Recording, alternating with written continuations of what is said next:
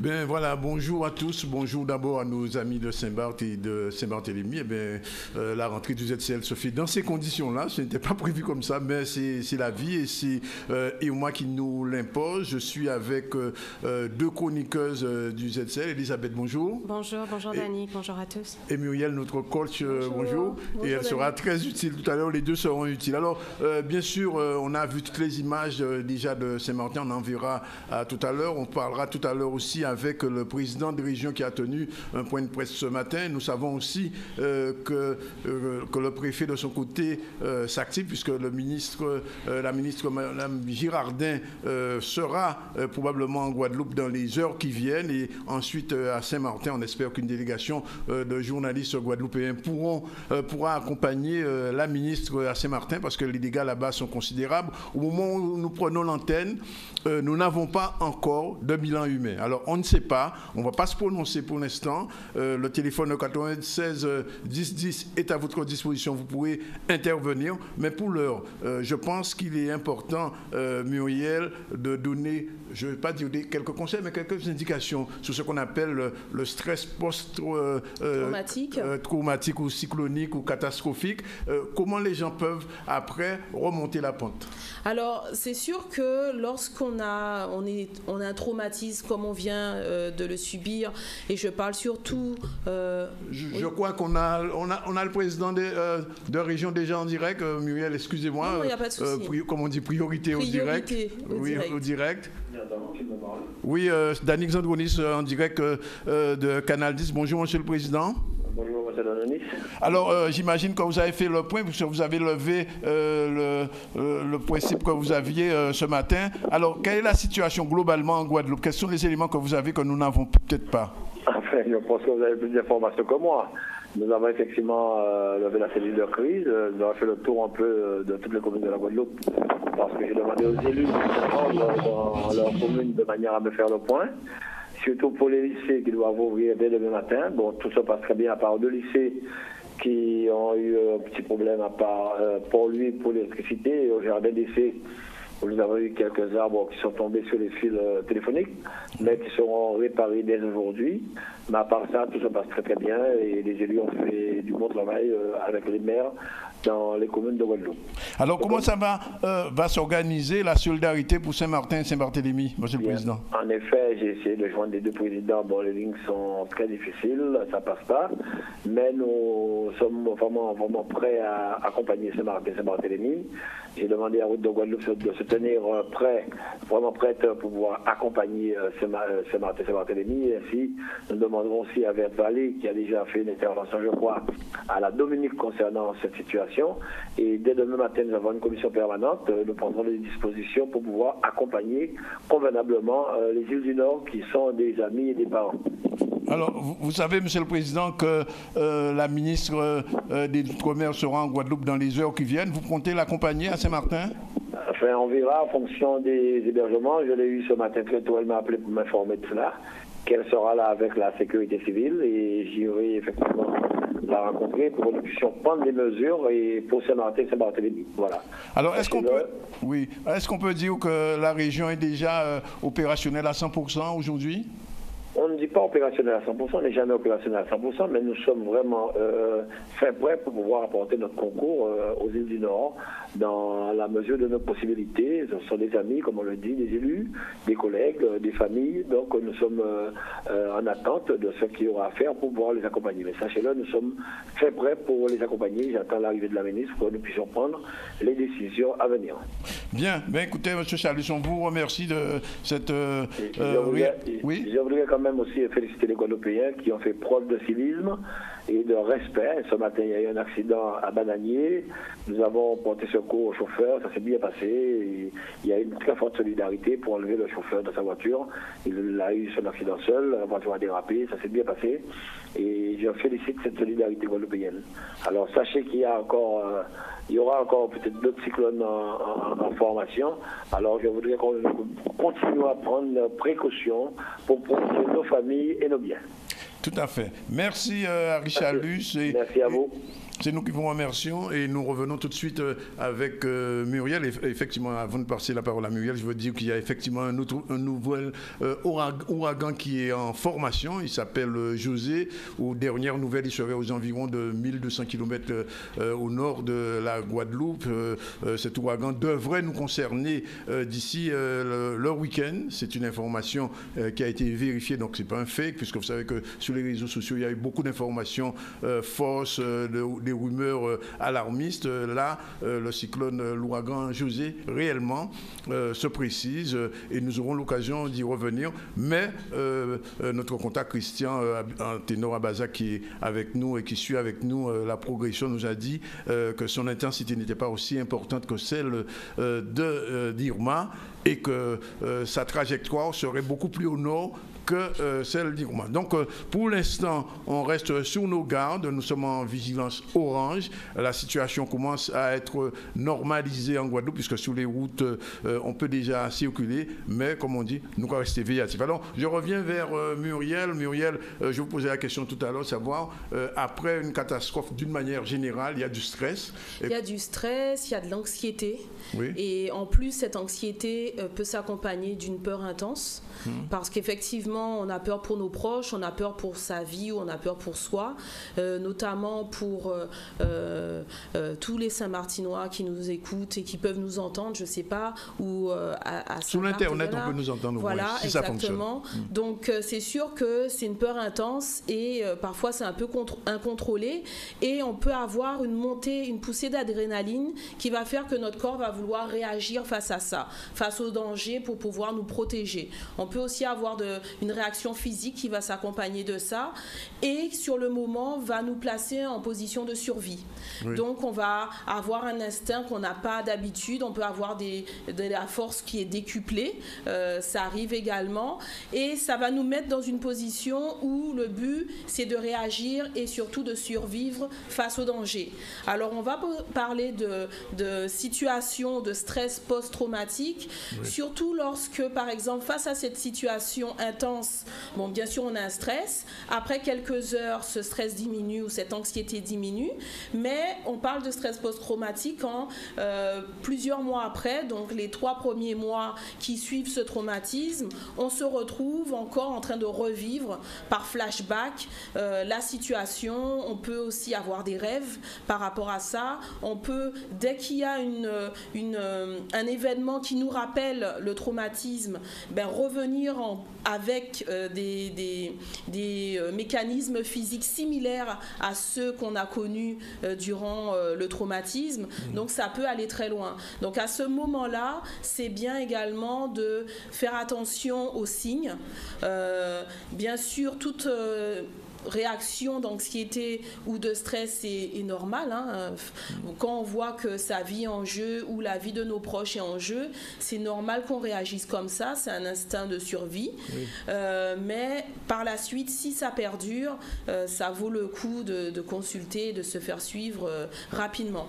Alors, vous savez que beaucoup de Guadeloupéens qui sont en Guadeloupe, mais aussi en France ou, oui. ou dans d'autres pays étrangers, se posent la question, que se passe-t-il à Saint-Martin? Ils ne savent pas, ils sont dans l'anxiété. Et là, bien sûr, ils vivent des moments d'angoisse, puisque, je l'ai dit tout à l'heure, le bilan humain n'a pas encore été dévoilé s'il y a un bilan humain. Donc, qu'est-ce qu'on peut dire à ces gens qui nous regardent ici en Guadeloupe ou en Martinique ou en France, ou par rapport à leurs parents ou amis qui se trouvent là-bas à Saint-Martin et ils sont sans nouvelles?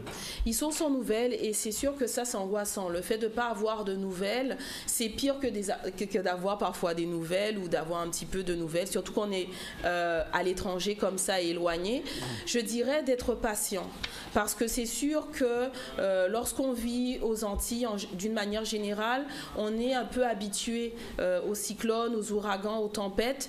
On sait aussi comment faire attention, c'est-à-dire protéger nos maisons. Quand on sait que nos maisons ne sont pas protégées, se réunir à des endroits beaucoup plus sécuritaires pour nous. Donc ça, c'est des choses qu'on connaît déjà parce qu'on a déjà eu plusieurs cyclones ou plusieurs ouragans.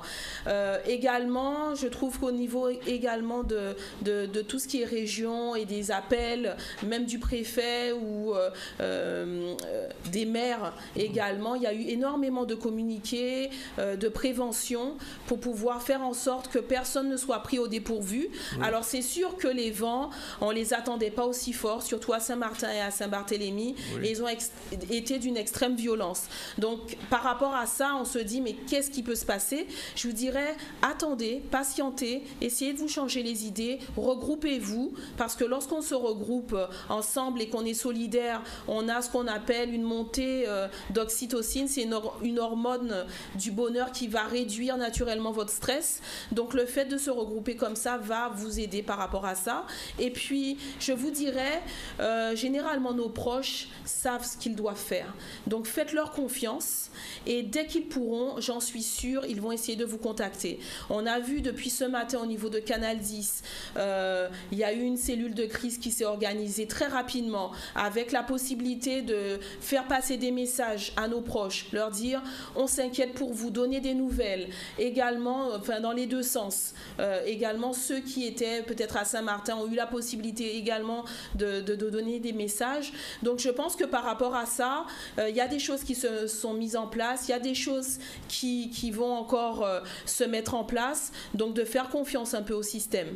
Voilà. Bien. Alors, je ne voudrais pas affoler la population, mais vous savez, Muriel, au lendemain de Hugo, il y a eu, suite à ce que vous disiez tout à l'heure, plus d'une centaine de personnes qui sont décédées suite à ce stress post-traumatique, parce que ces gens-là n'ont pas pris la mesure et l'ampleur de ce qui se passait. Donc, j'ai bien l'impression qu'il va falloir que des gens comme vous, des coachs, des psychos, des psys, puissent aider ces Guadeloupéens, ou surtout ces Saint-Martinois, à surmonter ce passage difficile. Alors tout à l'heure, on va revenir vers vous.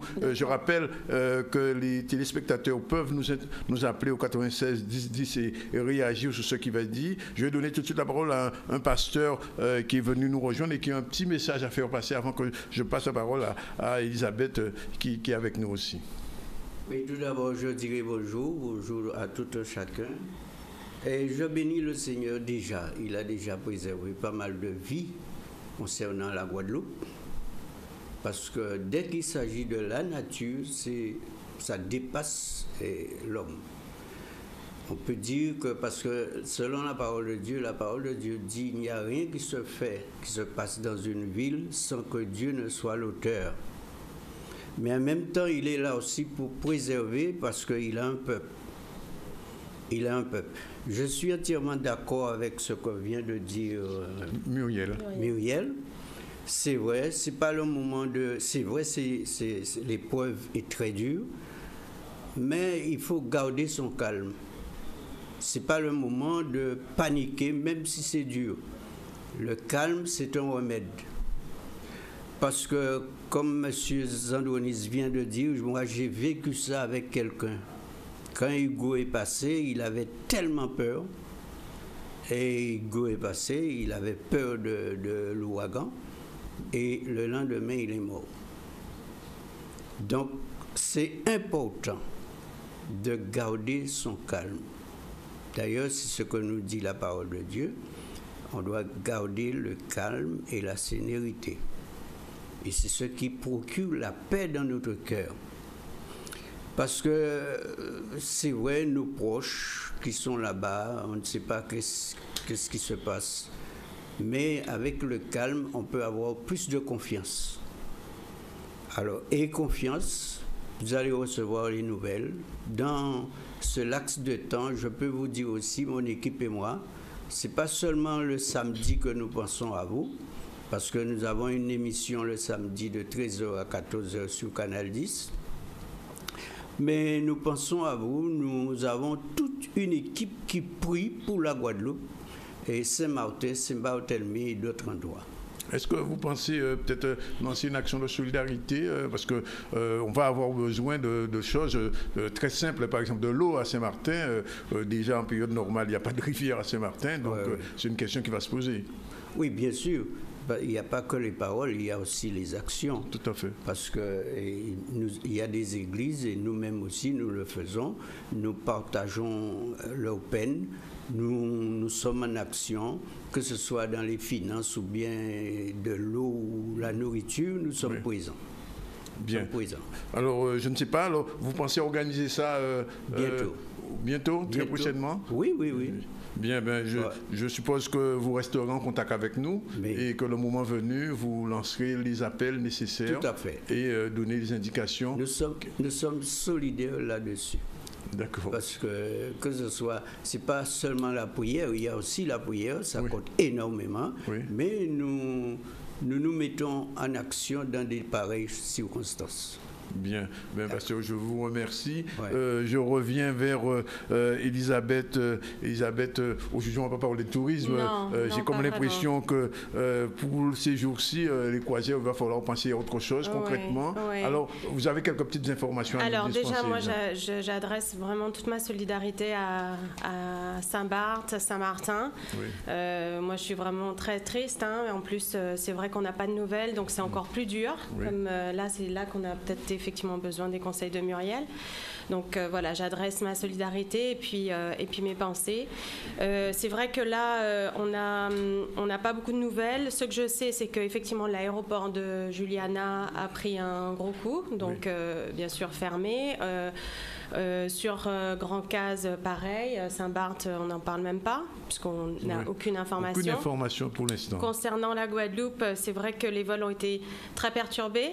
Notamment, il y a eu un vol d'Air France qui a été dérouté sur Fort-de-France hier. Donc, ce vol va arriver en fin d'après-midi et va repartir ce soir à 22h30.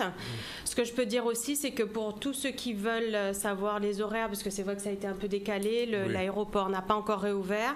Donc, ils peuvent s'adresser directement aux compagnies. Donc, je peux donner les numéros peut-être. Donc, Air France, c'est le 0820 820 820 ou le 3654.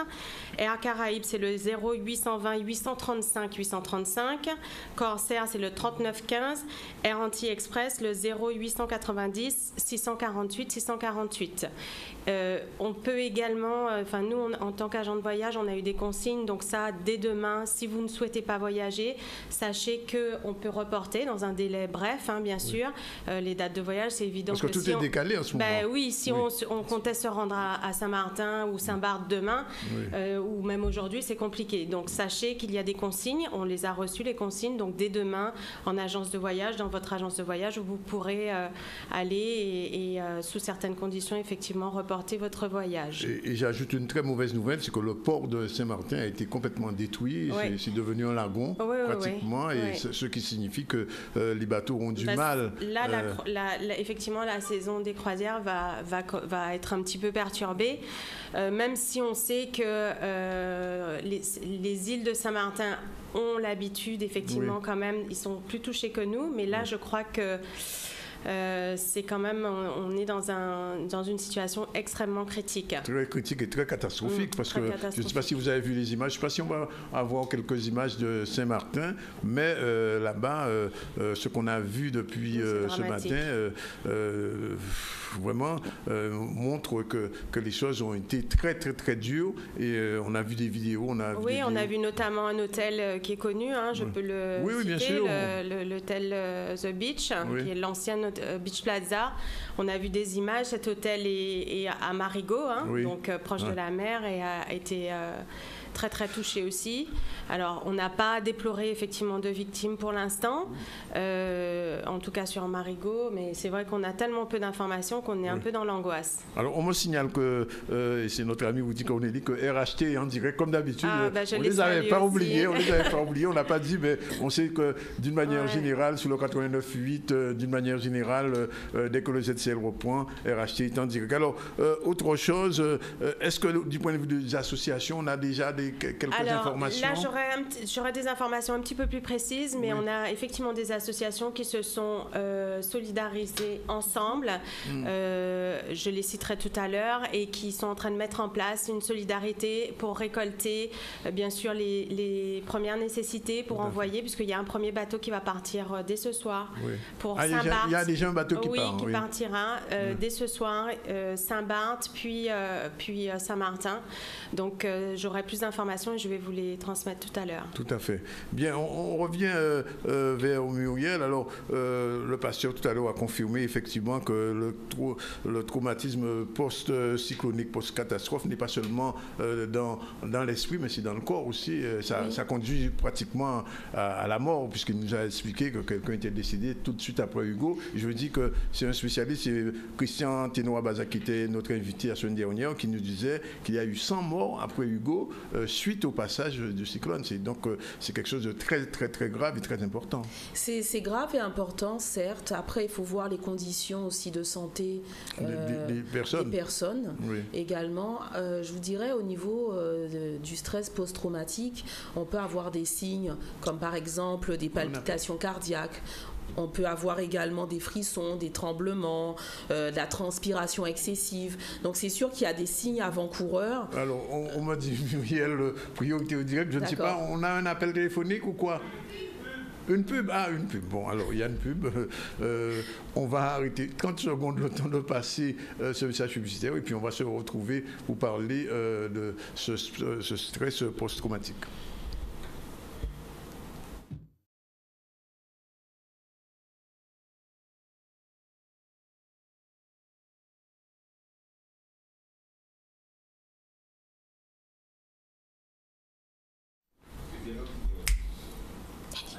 Voilà, il est 13h31 dans le ZCL un peu spécial Irma. On va recevoir tout à l'heure Mendy, bonjour. Bonjour Yannick. Puisqu'il y a des infos. Absolument. Et plein de communiqués, on va revenir là-dessus tout à l'heure. On termine avec Muriel sur le stress post-traumatique.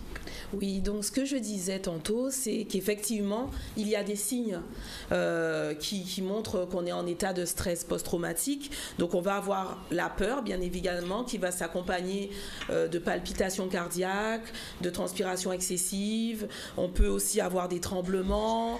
Donc il y a tout plein de choses qui s'accompagnent de ça, de frissons aussi. Également, on a des flashbacks, donc j'en ai parlé tout à l'heure, de la difficulté pour se concentrer. On a des problèmes de sommeil, on se sent en état d'alerte, comme si tout de suite on va avoir l'événement qui va ressurgir, notre toiture qui va sortir ou quelque chose qui va nous tomber dessus. Donc il y a des signes. Et ça peut durer pendant quelques semaines Alors généralement ça dure quelques heures. Oui. Après on parle de stress post-traumatique dans les 3 prochains mois qui suivent le traumatisme, où on a ce type de signes. Oui. Alors c'est sûr qu'on a des signes, donc si on voit qu'on a ça et que c'est inhabituel, je vous invite vraiment à aller voir un spécialiste. Donc ça peut être un psychothérapeute, ça peut être quelqu'un comme moi parce qu'on travaille en hypnose ou même avec la programmation neurolinguistique, ça aide énormément. On peut aller voir, si on voit que c'est poussé, on passe à l'anxiété, donc là il faut aller voir un psychologue lorsqu'on parle d'anxiété, voir voilà, un neurologue. Voilà. Mais alors, Muriel, une dernière question. Est-ce que ce stress post-traumatique, on l'a dit, après Hugo, ça a causé la mort d'une centaine de personnes. Vous m'avez dit tout à l'heure, cela dépendait de leur état de santé, mais est-ce que ça dépend aussi de l'âge ? Ça dépend de l'âge, ça dépend de l'état de santé de la personne, ça dépend aussi comment elle gère son stress au quotidien. Donc ça peut être la goutte d'eau qui fait déborder le vase. C'est pas une goutte d'eau, là, c'est beaucoup d'eau. Voilà, c'est une trompe d'eau. Une trompe d'eau, oui. Et puis je dirais également, il y a des gestes très simples. Ne restez pas isolé dans votre maison lorsque vous savez qu'il y a des événements qui arrivent comme ça. Je sais qu'il y a eu beaucoup de personnes qui n'ont pas voulu évacuer, qui ont voulu rester chez elles. C'est arrivé d'ailleurs. Voilà. Donc Donc, à ces moments-là, ne jouez pas les héros et lorsqu'on vous dit d'aller vous regrouper, regroupez-vous. Le fait de se regrouper, j'en ai parlé tantôt, ça va premièrement booster votre niveau d'oxytocine et ça va... Le niveau d'oxytocine. C'est une hormone qu'on appelle l'hormone de l'amour et qui permet justement, lorsqu'on est en état de stress ou qu'on a un traumatisme, qui va faire qu'on se regroupe naturellement. On peut voir ça par exemple lorsqu'il y a un tremblement de terre. Tout de suite, il y a des gens qui se mettent en bande et qui commencent à en parler, tout ça. Eh bien, ça libère une hormone qu'on appelle l'oxytocine et qui permet de réguler le niveau de stress. Parce que c'est sûr que le stress va s'accompagner de sécrétions d'adrénaline qui est là, cette hormone-là, pour réguler un petit peu le stress enfin, c'est réguler notre corps et nous permettre de nous poser en situation de survie. Je m'excuse. Donc, c'est sûr que il y a des choses simples à faire. Ne restez pas tout seul, ne vous isolez pas. Discutez, parlez, communiquez, regroupez-vous. Ça, c'est des choses très simples, mais souvent qu'on banalise. Et aussi, les élans de solidarité, c'est aussi quelque chose qui va nous permettre de passer à travers tout ça. Donc, Elisabeth a parlé de ça tantôt, qu'il y a des choses qui vont s'organiser au niveau des associations. Donc, elle va en parler tout à l'heure plus amplement, mais c'est des choses également qui nous font, qui permettent justement à tout ce stress de s'évacuer, aider les autres. On a eu le pasteur qui est venu, ne vous recentrez pas sur vous-même, la foi est importante aussi à ce niveau-là. On a entendu le pasteur. Exactement, la foi est importante, mais les actions également le sont. Donc, passez à l'action, agissez, ça va vous permettre aussi d'évacuer le stress, le mauvais stress excessif.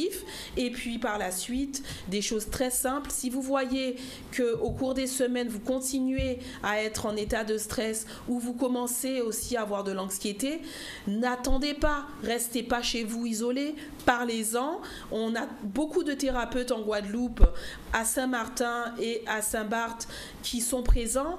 Allez les voir s'ils sont disponibles parce qu'on est là pour vous.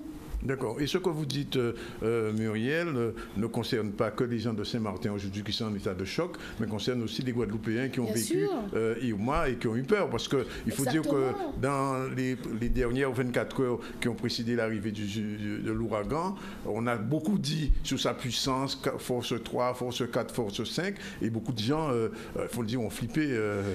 Ils ont flippé surtout parce que pour ceux qui ont connu Hugo, ils se sont dit...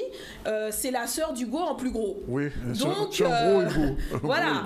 Donc du coup, par rapport à ça, les gens, il y a eu un flashback par rapport à la situation dans laquelle ils étaient, et même par rapport aux dégâts que ça a causé au niveau d'Hugo, et aussi des gens qui sont morts durant ce cyclone. Donc pour ceux qui ont connu ça, ou même d'autres cyclones qui ont suivi, ou qui étaient un peu banalisés, et qui finalement ont placé la situation dans des états de détresse énormes, les gens vivent ça encore de nouveau. Donc c'est toute cette accumulation qui fait que lorsqu'on est confiné chez soi, on ne sait pas comment ça va se passer, on sait que ça va arriver pendant la nuit, c'est encore un facteur qu'on ne maîtrise pas. C'est la nuit, on ne sait pas, ça va tomber peut-être à 3h, 2h du matin, on ne sait pas comment ça va se passer. Donc tout ça fait que effectivement ça monte le niveau d'anxiété et la peur aussi des gens. Donc, des gens viendront probablement vous voir. On aura besoin de vous, Muriel. Heureusement que votre chronique, on va la retrouver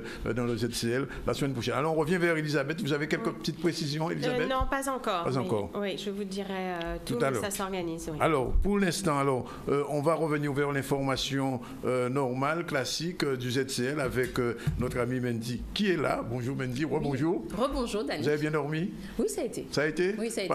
Pas eu de peur, non? Non, pas de peur. Parce que je sais que pour Hugo, vous aviez 9 mois. 9 mois dehors. 9 mois dehors, pas à l'intérieur. Pas à l'intérieur. Et donc, vous avez bien passé Irma? Oui, bien passé Irma. Contrairement, et vraiment, je suis un petit peu affligée de voir des gens qui se disent oui, mais bon, on a acheté des packs d'eau, qu'est-ce qu'on en fait? Eh bien, moi, à ces gens-là, je leur dis justement, si vous avez des packs d'eau trop, envoyez-les à Saint-Martin. Tout à fait, tout à fait. Voilà. Et d'ailleurs, j'ai eu notre réflexion là-dessus tout à l'heure, mais on va revenir à l'information. Alors justement, et on va commencer avec un point météo, puisque nous sommes donc toujours en vigilance donc donc orange. Donc restez toujours vigilants et à l'écoute donc des informations. Et nous avons donc rencontré justement Monsieur Muzelec qui nous fait un point donc sur la situation en Guadeloupe.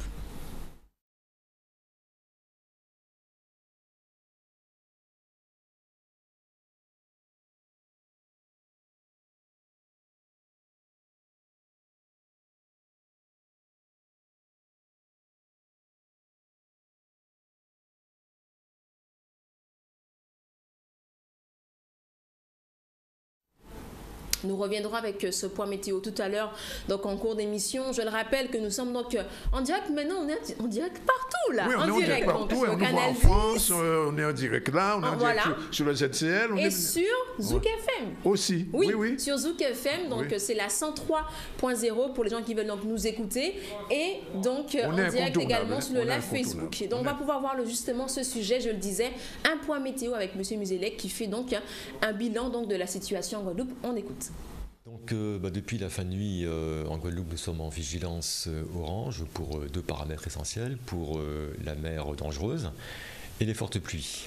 Donc, alors, la mer s'est quand même calmée globalement, effectivement en Atlantique, sauf que sur la côte Caraïbe, qui a en fait une vulnérabilité relativement importante face à des vagues qui sont de l'ordre de 2 mètres à 2 mètres 50, il faut être prudent. C'est pour ça que cette vigilance en fait concerne la mer dangereuse, essentiellement pour la côte sous le vent, la côte Caraïbe. Alors, on a un vent qui est orienté au secteur sud actuellement. Ça a pour effet, alors il est relativement soutenu hein, pour on va dire pour la région. Ça a pour effet en fait effectivement de lever une mer qui est inhabituelle dans ces régions-là. Donc ce vent va se maintenir toute la journée, va entretenir cet état de mer sur cette côte Caraïbe. Donc pour toute la région d'aujourd'hui. Pour les gens qui sont en côte sous le vent, il faut faire attention, il peut y avoir des déferlements inhabituels, quelques routes qui peuvent déborder par moment. Enfin, voilà, donc méfiance également pour aujourd'hui au niveau de la mer en côte Caraïbe. Et puis il y a l'aspect précipitation, nous sommes dans ce qu'on appelle le sillage d'Irma, donc il y a beaucoup d'humidité hein, qui traîne à l'arrière de l'ouragan. Donc il y a ce qu'on appelle des bandes spiralées là, qui s'étendent sur un axe nord-sud et qui intéressent la Guadeloupe. Donc on a fréquemment ces lignes d'averses, il y a des orages dans ces lignes d'averses, donc des averses relativement importantes. Bon, elles tendent à circuler, elles ne stagnent pas, mais bon, une ligne qui peut stagner peut donner en fait des cumuls de précipitations relativement importants par moment. Donc là aussi, il faut être méfiant. On peut avoir au final des cumuls relativement importants, et c'est pour cette raison que la Guadeloupe, donc pour l'instant, est en vigilance orange pour ces deux paramètres. Irma est passé au-dessus des îles du Nord, donc Saint-Barthélemy dans un premier temps et puis Saint-Martin dans un deuxième temps, donc en touchant de plein fouet les îles et en occasionnant en fait les effets les plus dévastateurs d'Irma. Je rappelle qu'Irma est un ouragan de catégorie 5 qui est l'intensité la plus sévère sur l'échelle de catégorie des ouragans. Alors, Irma est tellement dévastateur qu'il a détruit tous les instruments qu'on avait à notre disposition.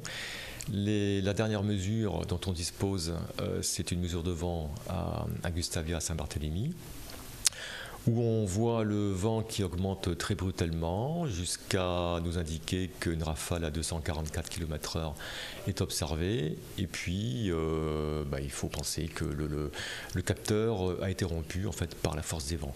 On était au début en fait, de l'augmentation brutale des intempéries, avec un ouragan de cette intensité. Donc les Américains estimaient que des rafales pouvaient atteindre les 360 km/h.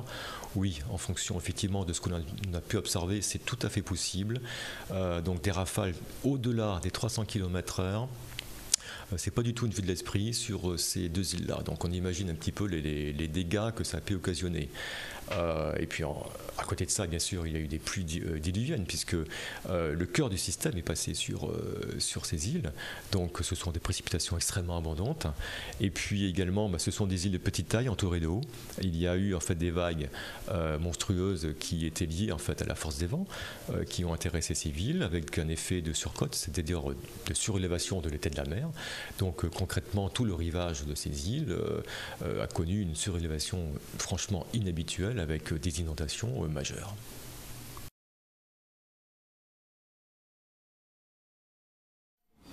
Voilà, on continue. Effectivement, Dieu merci, la Guadeloupe a donc été épargnée, mais il convient tout de même de faire un point au niveau donc des différentes communes de l'île. Et on part du côté donc de Sainte-Anne et de Pointe-à-Pitre, où notamment Monsieur le maire Henri Bangou était donc sur place très tôt ce matin. Un reportage. Jacques Bangou, autant pour moi, excusez-moi. Jacques Bangou, on fait le point avec ce reportage signé Michel Héraclide. Mais effectivement, j'allais dire très bien, dans la mesure où on n'a pas eu de problème, enfin, le scan n'est pas passé sur la Guadeloupe, mais cependant, on devait mettre en place le PC communal, dont j'étais chargé. Et avec l'ensemble des collaborateurs, la police municipale, la gendarmerie, les pompiers, le service technique, le DGS, effectivement, on avait une bonne équipe où on a bien collaboré ensemble. Cependant, lors de la mise en place du PC, on a fait la mise en place. Dans la foulée, vers les 17-18 heures, vers 17 heures, on a eu beaucoup d'appels. Des personnes des habitants qui nous appelaient pour des personnes qui sont seules chez eux, pour les héberger, dans les abris que nous avons mis en place. Et aussi nous, on a une liste des personnes qui ont été répertoriées par le CECAS de la commune. Et cette liste en question, j'ai demandé à la secrétaire de passer en revue l'ensemble des gens, les appeler pour savoir quelle était leur situation. Effectivement, dans ces personnes en question, on a trouvé des gens qui étaient seuls chez eux, il fallait les héberger. Ce qui nous a amené, effectivement, en début de soirée, on était très mouvementé. C'était une début de soirée très mouvementé parce qu'il fallait trouver un moyen pour loger les gens. Par les biens de la police municipale et aussi le SDIS qui a fait un grand boulot, je dirais chapeau au SDIS à la caserne de la ville de Sainte-Anne, qui ont joué le jeu pour pouvoir aller chercher les gens et quelles personnes, des gens qui sont qui ont leur mobilité, mais aussi des gens, beaucoup de PMR, des personnes à mobilité réduite. Ce qui dit, bon, début de soirée, il fallait organiser et acheminer ces gens-là dans les abris respectifs, à peu près de leur maison. Ensuite, voilà, c'est en gros comme ça se passe la soirée. Il faut savoir qu'on a eu à loger, 70 personnes environ, dont 70 personnes, on a eu 36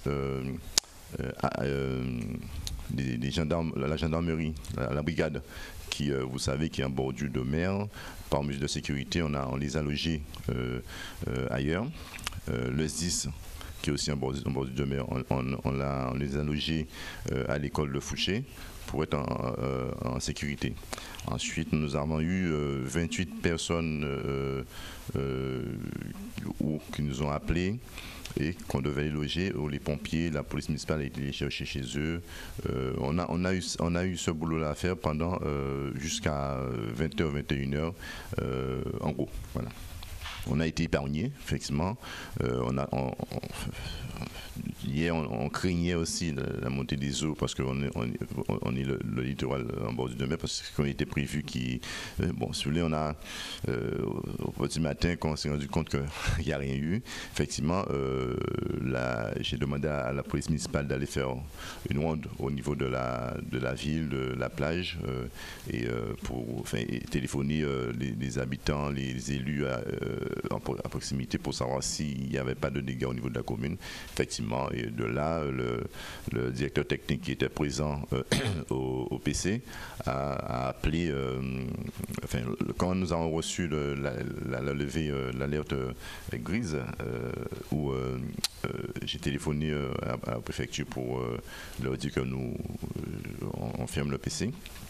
Et de là, le directeur technique a demandé aux agents qui étaient prévu d'aller faire un tour pour voir s'il n'y a pas de dégâts apparents au niveau de la ville. Voilà. D'abord, j'aimerais, mes premiers mots, c'est quand même pour apporter des mots de réconfort et de solidarité pour tous nos compatriotes, tous nos amis qui sont à Saint-Martin, qui sont à Saint-Barthélemy et qui sont dans toutes les îles de la Caraïbe, qui sont impactés par le passage d'Irma. Je sais qu'en ce moment, ils sont dans une situation absolument catastrophique et incroyable. Donc, en cas, vous voyez, Fosse-la-Bayo, et nous que mettre solidarité qu'il n'y a à mettre. Les Irma qui est passé pour nous toutes lever coup d'anneau et nous force pour nous remettre Saint-Martin et Saint-Barthélemy en ordre de route. S'agissant de Pointe-à-Pitre, on a passé la nuit dans le PC, on avait 4 centres d'hébergement.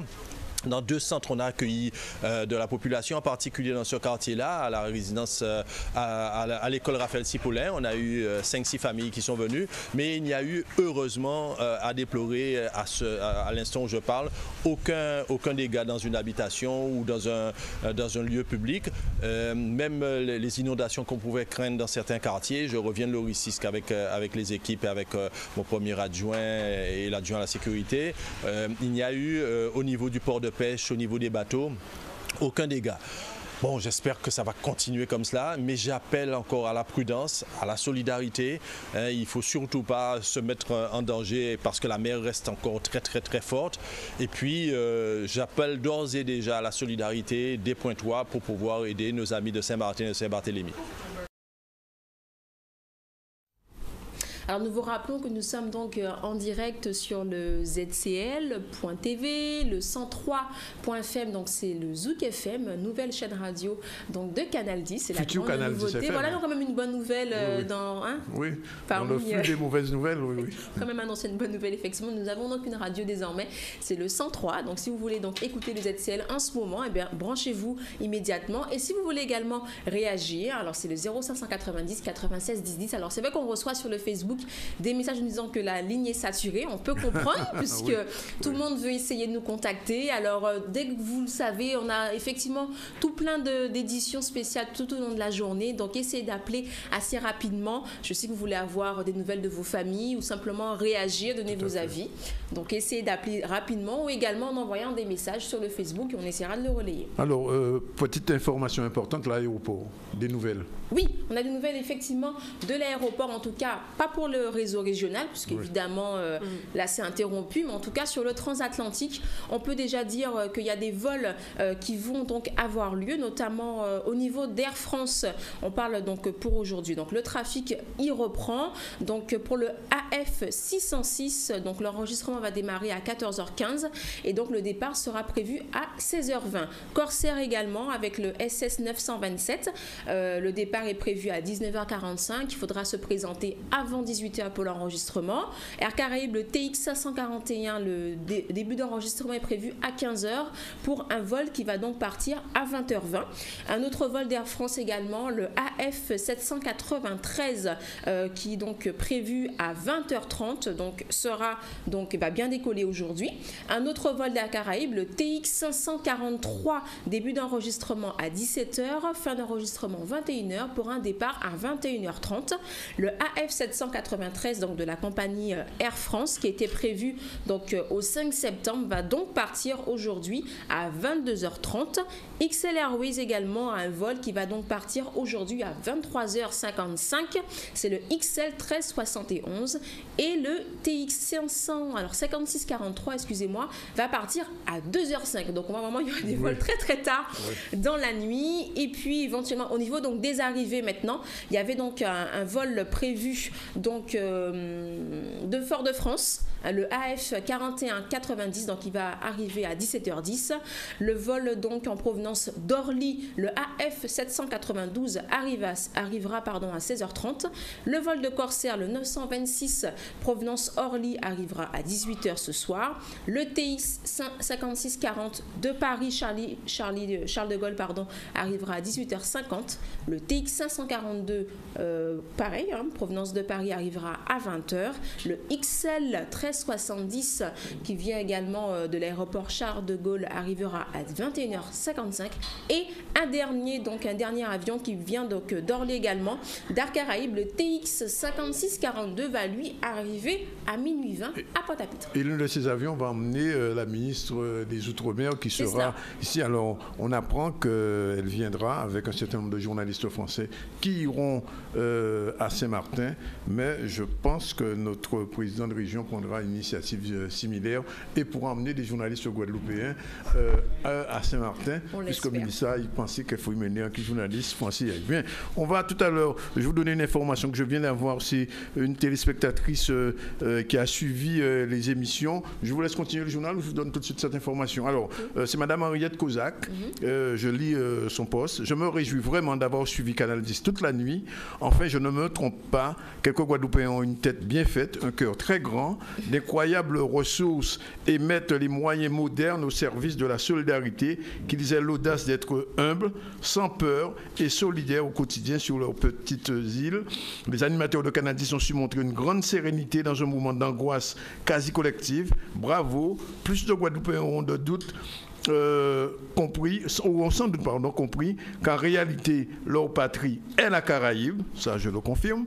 Pour l'instant, Saint-Martin et Saint-Barth ont besoin de secours. Je salue la réaction rapide de la France. Toutefois, il serait réconfortant pour moi de savoir que les gouvernements ne se précipitent plus vers nous comme le veut notre douloureuse histoire, avec une arrière-pensée de permanent profit. Non, c'est probablement leur totale générosité qui nous les pousse désormais avec décence vers des peuples un peu plus en détresse, mais dignes. Avec un esprit ouvert et plein d'amour pour la créature humaine, les populations progressent ensemble vers la paix. Courage et solidarité dans la Caraïbe. Merci Canal 10. Je vous embrasse tous. C'est signé Madame Henriette Nadio-Kozak. Voilà, on continue. Il est 13h55.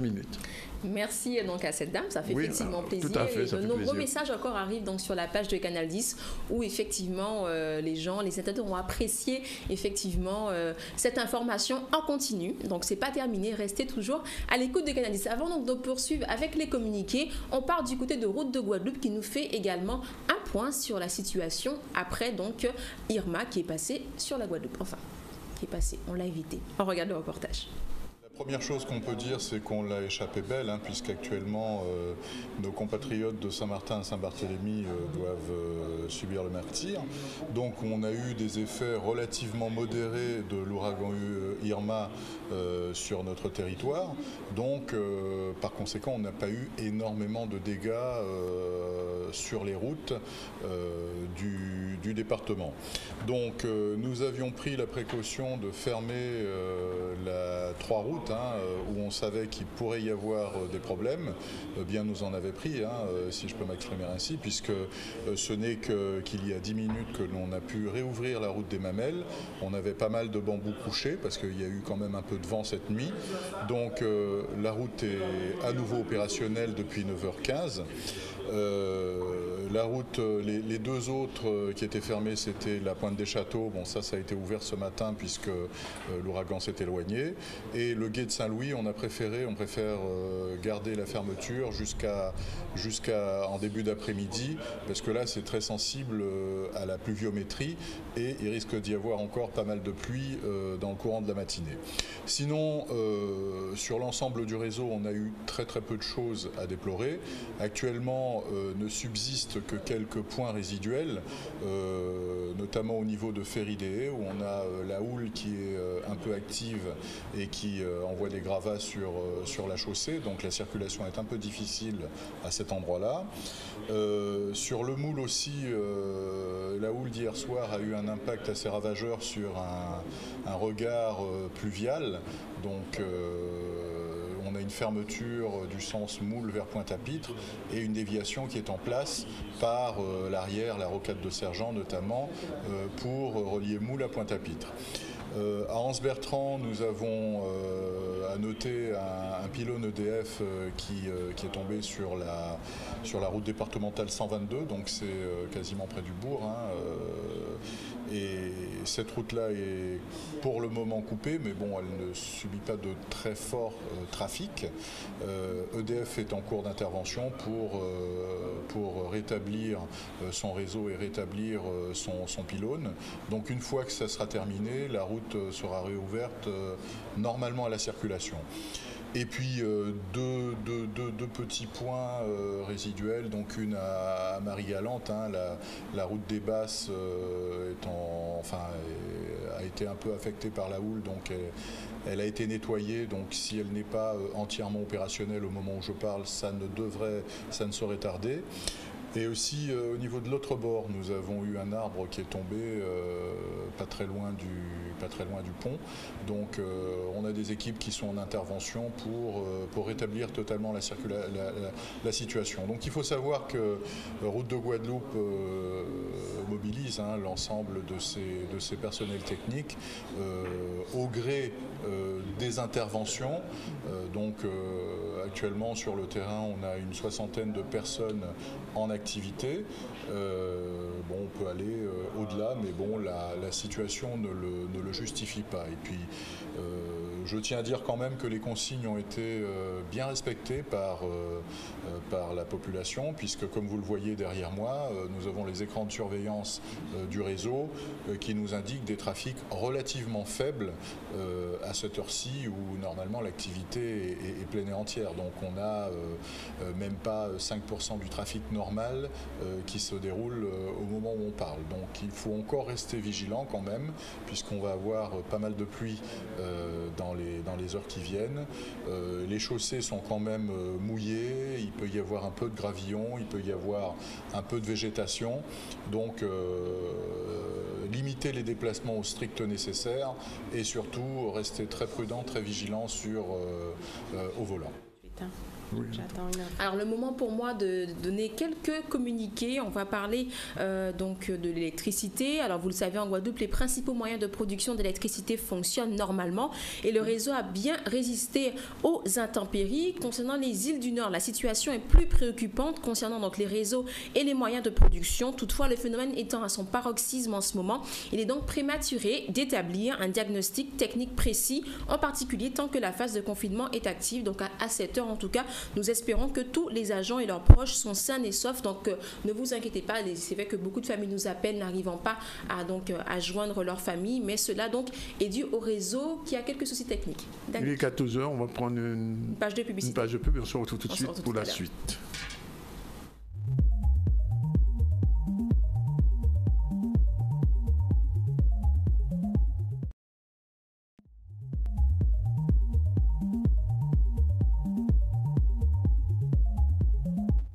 Il est 14h05 dans ce ZCL spécial IOMA avec nos collaboratrices habituelles, Muriel, rebonjour, pour les gens qui prennent un cours, Elisabeth, rebonjour, et bien sûr Mendy, notre journaliste, et on va parler de la ministre des Outre-mer.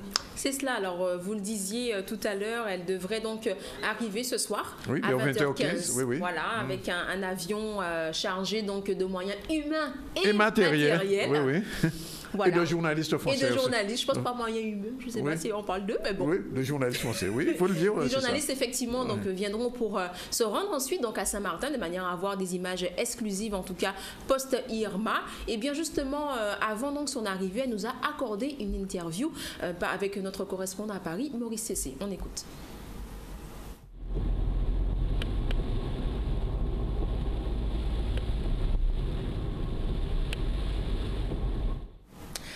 C'était donc des images qu'on verra tout à l'heure, c'est des images de Sainte-Anne, on aura l'occasion de le voir, mais je vous le disais, ce qu'on va donc écouter, c'est l'interview donc de la ministre des Outre-mer, Annick Girardin, qui a accordé donc une interview avant donc son départ, avant qu'elle se rende donc sur Pointe-à-Pitre, puisqu'elle va arriver ce soir à 20h15 de manière à se rendre à Saint-Martin pour constater les dégâts qu'ont donc causé Irma. On regarde ce reportage. Bonjour, je me trouve au COGIC, le centre opérationnel de gestion interministérielle de crise, ici à la direction générale de la sécurité civile où nous nous trouvons, rue Miroménil. Eh bien, c'est ici qu'une cellule donc a été installée afin de faire remonter toutes les informations émanant des Antilles, et plus particulièrement de Saint-Martin et de Saint-Barthélemy. Ici, les choses sont prises très au sérieux, beaucoup d'opérateurs, beaucoup d'écrans, des informations en continu. Et donc, la ministre, Madame Annick Girardin, est donc venue visiter, présenter aussi à la presse cette cellule de crise en compagnie du directeur de la sécurité civile. Je vous propose d'écouter les premières impressions, les premières réactions de la ministre, Madame Annick Girardin, en fonction des dernières informations qu'elle a reçues, des informations en provenance bien évidemment de Saint-Martin et de Saint-Barthélemy, mais aussi de la Guadeloupe, et surtout nous parler des dispositions qui seront prises dans les heures à venir pour venir au secours des éventuels sinistrés. Les majorants du cyclone est de trois natures. Le vent, sur des vents établis à environ 220 km/h, ce qui est considérable, et des rafales au-delà de 300 km/h très probablement. Une surcote maritime attendue entre 1 et 2 mètres sur les zones d'impact terrestre, et enfin de fortes pluies qui pourront atteindre jusqu'à 400 mm d'eau au mètre carré, qui est une quantité d'eau là aussi très importante, qui représente 40 litres au mètre carré en quelques instants, avec des effets de pluie qui dureront quelques jours passés. Sur les moyens, donc, nous avons, comme vous le savez, nous avons projeté un certain nombre de moyens qui sont prépositionnés, donc des moyens nationaux de la sécurité civile, des sapeurs-pompiers des Antilles et des moyens militaires. Par ailleurs, nous sommes en train d'organiser un hub logistique à partir de la Guadeloupe pour que dès que le cyclone aura quitté notre zone, nous puissions intervenir avec à la fois des moyens humains et des moyens matériels.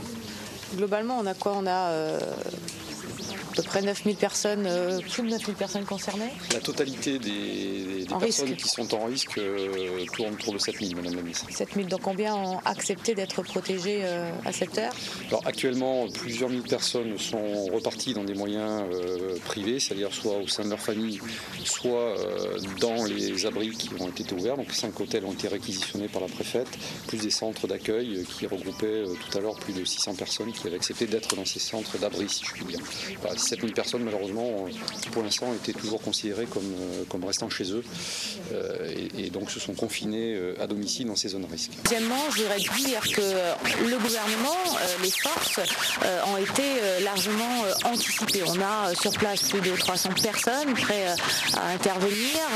On a suivi en temps réel l'ensemble des messages qui ont été envoyés. La plus forte inquiétude que nous avons, vous l'avez entendu, c'est que le phénomène, là où il va frapper, à la fois la houle importante, donc les vagues, la marée, la puissance des vents vont faire qu'on va toucher des espaces très denses en population, des espaces où les habitations malheureusement sont de fortune et où les gens ont refusé pour l'instant en quantité suffisante d'aller se protéger. Donc s'il y a un message qu'on peut encore faire passer, parce que les communications fonctionnent encore un peu, c'est effectivement de se protéger un maximum et d'écouter les conseils et les consignes qui ont été données. On a une situation difficile, ça a été anticipé, la mobilisation est générale, l'avant et l'après, puisque la bonne nouvelle c'est que la Guadeloupe sera moins touchée que ce qu'on pouvait penser. Madame la ministre, est-ce que les moyens sanitaires en Martinique et en Guadeloupe sont mobilisés pour venir en aide éventuellement à Saint-Martin et Saint-Barthélemy? Chacun se connaît au-delà de ce qui est organisé ici, la solidarité entre les territoires d'outre-mer, et bien sûr que les moyens médicaux, matériels, humains de la Martinique disponible, de la Guyane disponible, seront d'abord amenés dans les heures qui viennent sur la Guadeloupe, qui est le point le plus proche, donc Pointe-à-Pitre, le point le plus proche de Saint-Martin et Saint-Barthélemy pour pouvoir intervenir très très vite. Vous êtes ici au centre de gestion nationale des crises, c'est ici qu'arrive tout ce qui se passe dans notre pays sur le plan secours, 24 heures sur 24, donc c'est quelque chose qui est armé et qui fonctionne 24 24h/24 et qui couvre évidemment la totalité de nos collectivités, notamment évidemment celle d'outre-mer. Donc nous sommes ici passés, nous nous adaptons à l'intensité des crises. Nous sommes en centre, j'allais dire, de veille renforcé. Et puis nous avons armé la cellule interministérielle de crise qui est enterrée quelques étages en dessous pour gérer et prendre les décisions stratégiques que prennent les ministres en fonction de la situation. Donc la principale inquiétude, là, d'après vos relevés pour l'instant? Alors, nous avons affaire à un phénomène qui n'est pas anodin. C'est un cyclone majeur. Vous disiez vous-même dans les médias que c'était un phénomène unique dans la zone atlantique, ce que nous confirmons. Donc les cyclones sont classés de 1 à 5. Celui-ci a atteint la catégorie 5. Au-delà, nous ne mesurons pas ce qui se passe. Le phénomène va être très intense. Les vents seront considérables. On parle de rafales à plus de 350 km/h, ce qui est majeur. Beaucoup d'eau, près de 40 mm. C'est 40 litres au mètre carré, surtout avec un effet de temporalité extrêmement réduite, ce qui est quand même phénoménal. Et puis bien sûr, une surcote cyclonique importante avec des houles qui aujourd'hui se mesurent entre 12 et 15 mètres. 12 et 15 mètres, pour donner un ordre d'idée, c'est un immeuble de 7 à 8 étages. Est-ce que le numéro vert pourrait être mis en place pour toutes les personnes qui vivent dans l'Hexagone et qui sont évidemment inquiètes pour leurs parents et les amis?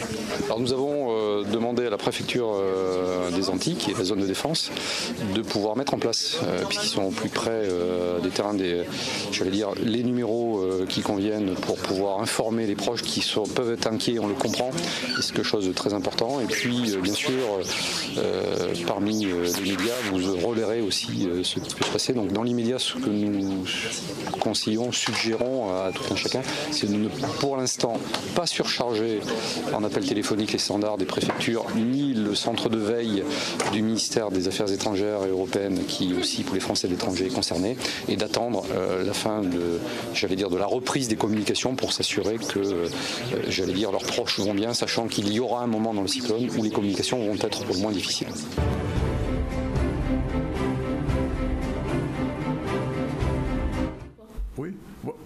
Voilà, donc on a bien vu, une cellule de crise a donc été mise en place et on verra tout à l'heure Madame Girardin qui s'adresse directement à la population, m'avançant un communiqué, Danick. Oui, tout à fait, parce que la vie recommence, la vie reprend ses droits et le recteur informe que donc dès jeudi, c'est-à-dire demain, le 7, toutes les écoles, sauf celles de Saint-Martin et de Saint-Barthélemy, seront réouvertes. Alors, je précise quand même que c'est peut-être une fausse bonne idée, parce qu'on nous annonce une nouvelle dépression, peut-être ouragan qui s'appelle José et qui serait dans nos eaux dans le week-end. Alors je ne sais pas si cette rentrée un peu prématurée jeudi, c'est vraiment une très bonne idée de la part du recteur, en sachant que si vendredi ça se gâte, il faudra une fois de plus faire revenir tout le monde à la maison. Alors je signale pour les gens qui nous prennent en cours en ce moment, il est 14h14, je suis avec Muriel qui est notre chroniqueuse, le coach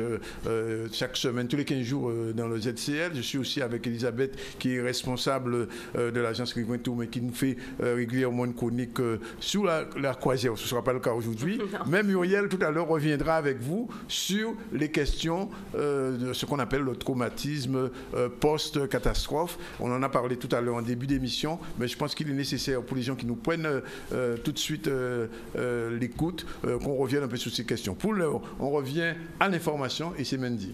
Oui, absolument. Et avant donc de voir donc cette interview de donc Madame Girardin, je rebondis sur le thème de l'école. Effectivement, vous l'avez donc compris, le recteur a demandé donc que toutes les écoles puissent réouvrir, mais on a quand même reçu des communiqués pour certaines communes. Donc je le dis quand même. Effectivement, donc la maire donc de la commune de Déé et présidente également de la caisse des écoles informe bien effectivement que le personnel enseignant et les parents d'élèves de la commune, donc toutes les conditions sont désormais réunies pour accueillir les élèves. Donc dès demain aux heures habituelles. Pareil donc pour l'université donc des Antilles, une réouverture des 2 pôles aux usagers, étudiants et visiteurs et au personnel aura donc lieu demain à compter de 6h sur l'ensemble des campus et sites de l'université. Et concernant le collège Fernand Balin à Ars-Bertrand, un nouveau calendrier a été mis en place. L'accueil des élèves de 5e se fera donc demain de 8h30 à 11h. Les élèves de 4e sont attendus donc vendredi par contre à 8h30 et cela jusqu'à 11h. Et la rentrée des 6e aura lieu lundi 11 septembre à 8h30, 11h. Et bien évidemment, la reprise des cours se fera donc le mardi 12 septembre conformément aux emplois du temps. Voilà concernant donc les écoles, en tout cas au niveau donc de l'enseignement. Et je vous le disais, on va donc écouter donc cette interview que nous a accordée donc Madame Girardin. Elle s'adresse directement donc aux Guadeloupéens, Martiniquais, mais également les habitants des îles du Nord.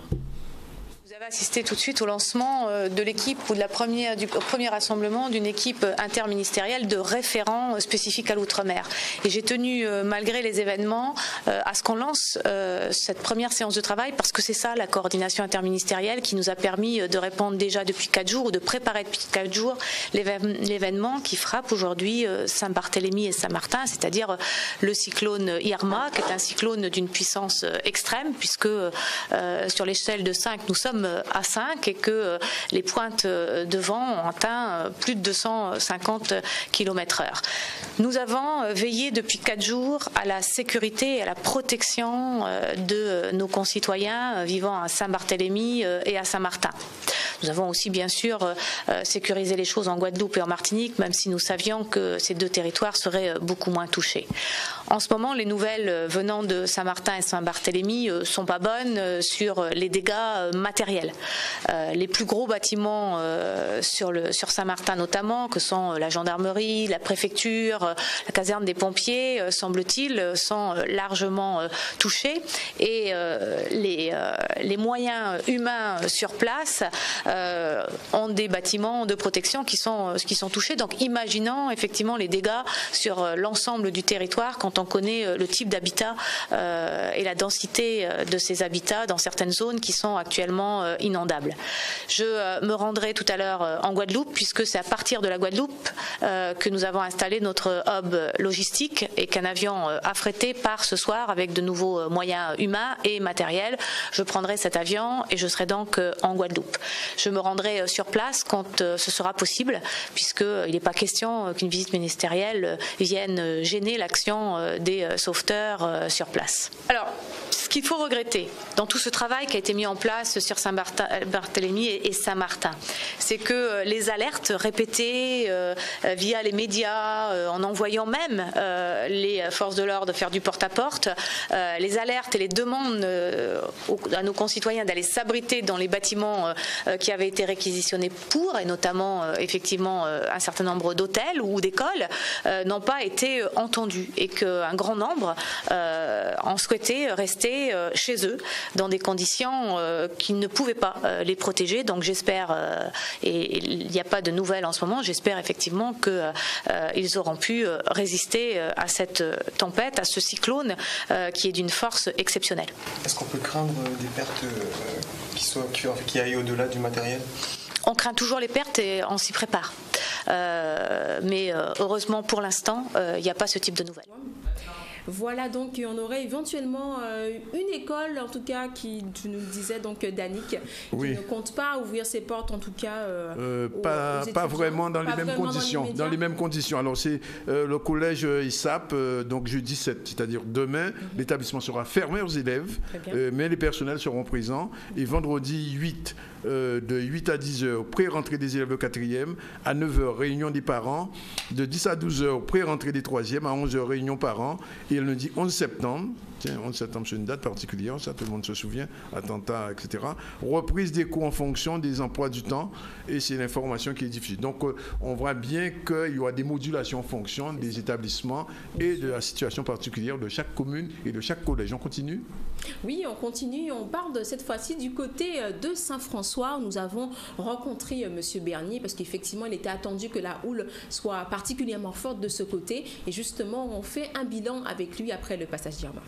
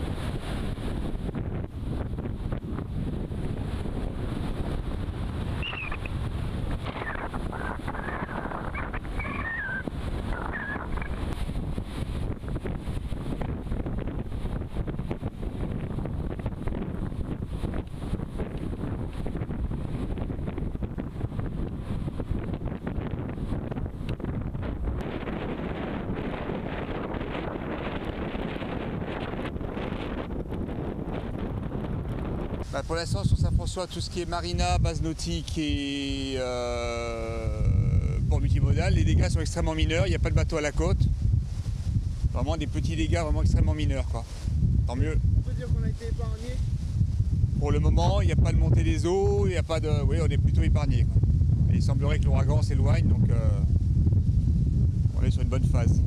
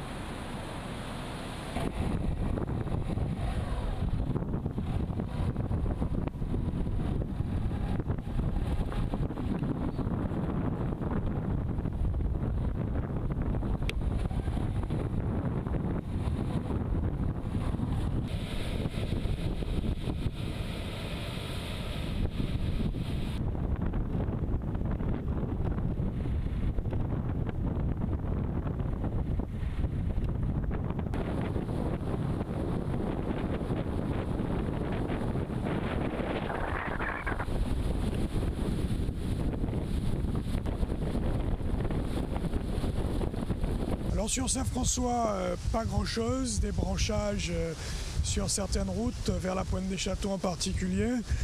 Des coupures d'électricité dans le bourg, mais plus sûrement à Bois-de-Vipard, dans l'arrière-pays.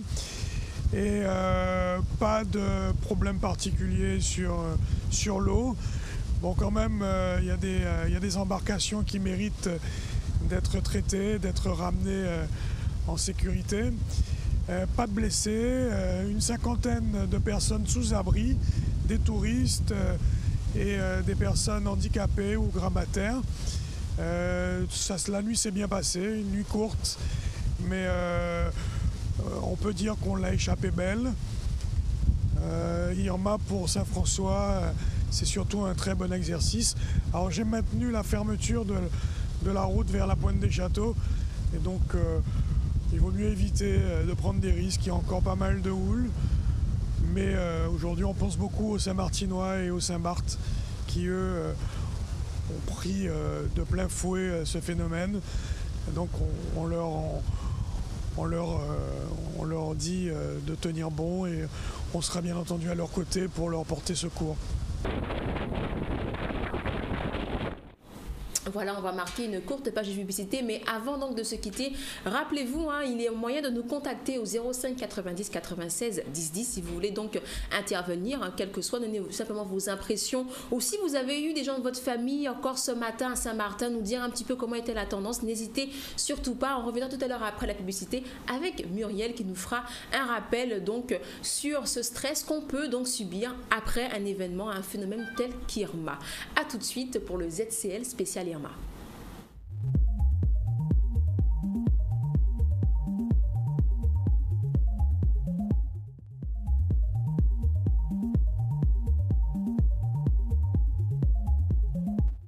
Voilà, il est exactement 14h30 dans ce ZCL spécial Irma avec nos deux chroniqueuses du ZCL. Je vais parler bien sûr de Muriel, Jean-Jacques. Rebonjour pour les gens qui me prennent en cours. Danick. Et bien sûr Elisabeth qui est aussi avec nous. Et bien sûr, alors tout à l'heure en début d'émission vers 13h, on a parlé de traumatisme post-cyclonique. C'est un petit peu le générique, on va dire le terme générique.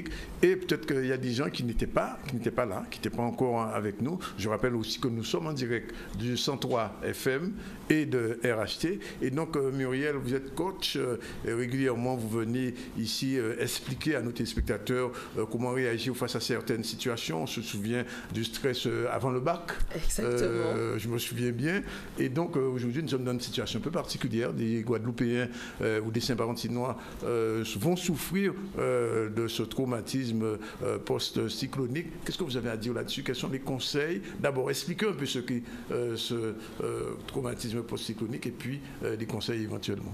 Alors, c'est sûr que lorsque l'on vit des situations dangereuses pour soi ou pour sa famille, alors on peut développer de l'anxiété, une très forte anxiété qui est accompagnée de peur. Et cette peur et cette anxiété peuvent être également accompagnées de troubles physiques et une montée d'adrénaline qui va nous pousser à réagir et nous mettre à l'abri. Donc c'est un instinct de survie. Alors par rapport à ça, normalement, cette situation-là d'anxiété accompagnée de peur peut durer quelques heures lorsqu'on subit le traumatisme, mais on a constaté que pour certaines personnes, on parle de stress post-traumatique parce que les 3 premiers mois qui suivent le traumatisme, eh bien, ils peuvent se retrouver toujours dans cet état d'anxiété intense, de stress et accompagné de troubles physiques. Alors c'est là où on va parler de stress post-traumatique. Et effectivement, quand on a des situations cycloniques comme on est en train de les vivre actuellement et comme on va continuer finalement, parce qu'on parle de José ce week-end, à les vivre, et aussi tous nos amis de Saint-Martin et Saint-Barth qui vivent actuellement des moments très durs. D'ailleurs, on a une pensée pour eux très forte. Alors, effectivement, ils se trouvent en situation traumatisante. Lorsqu'on voit sa toiture qui s'envole ou qu'on est en train de perdre tous ses biens, on se demande si on va survivre à ça. Lorsqu'on nous parle de vents qui vont à plus de 300 km/h, effectivement, on se trouve totalement en situation de traumatisme et on peut avoir des signes qui... Alors, quels sont les signes qui montrent qu'on est dans cette situation, Muriel? Alors, on a la peur, et la peur s'accompagne de transpiration excessive, on peut avoir des tremblements aussi. Des tremblements, on peut avoir des troubles du sommeil, on peut également finalement avoir des flashbacks, c'est-à-dire qu'on a subi le traumatisme et on a des retours de traumatisme sous forme de rêve ou même également des retours d'anxiété sur des événements qui vont nous rappeler ce trauma. Donc voilà. Alors il y a une situation un peu particulière pour Saint-Martin parce qu'au moment où nous parlons, il est 14h37, on ne sait toujours pas s'il y a ou non des blessés, des morts, etc. Comment les gens qui sont en Guadeloupe, qui ont des parents à Saint-Martin, peuvent vivre ce moment particulier? Alors c'est sûr que c'est pas évident parce que de pas savoir, on s'angoisse encore plus. C'est peut-être même qu'on exagère un peu la situation qui se passe. Mais j'ai un appel un peu pour les familles qui se demandent mais qu'est-ce qui se passe pour leurs proches qui sont à Saint-Martin et Saint-Barth. Je vous dirais que pour l'instant, tant qu'on n'a pas de nouvelles, tant qu'on n'a pas un retour téléphonique ou via Internet, d'être patient. Parce qu'effectivement, on est habitué à ce type finalement de cyclone, d'ouragan, on sait quoi faire.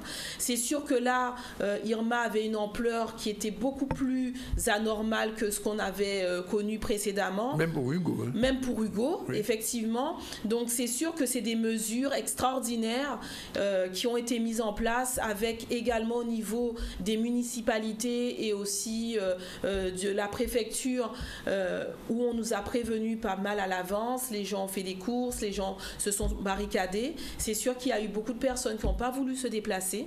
Alors je vais vous poser une question particulière puisque souvent on entend quand il y a un attentat, par exemple en France ou dans les pays où maintenant où régulièrement il y a des attentats, on met en place une cellule de crise. Alors est-ce que vous pensez, Muriel, qu'aujourd'hui, dans le cas de ce qui vient se passer à Saint-Martin, Saint-Barthélemy, la nécessité d'une cellule de crise se fait sentir? Je pense que oui, surtout à Saint-Martin et Saint-Barth. En Guadeloupe, ça va et effectivement il y a beaucoup de thérapeutes sur place qui pourront assister la population.